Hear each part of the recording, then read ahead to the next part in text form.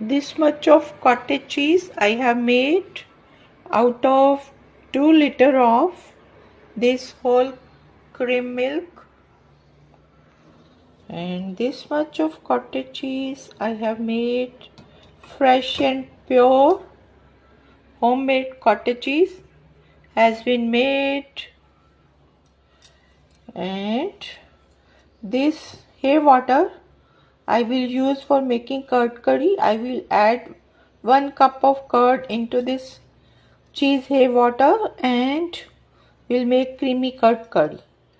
That's all. You too can make just this fresh cottage cheese at home with this full cream milk.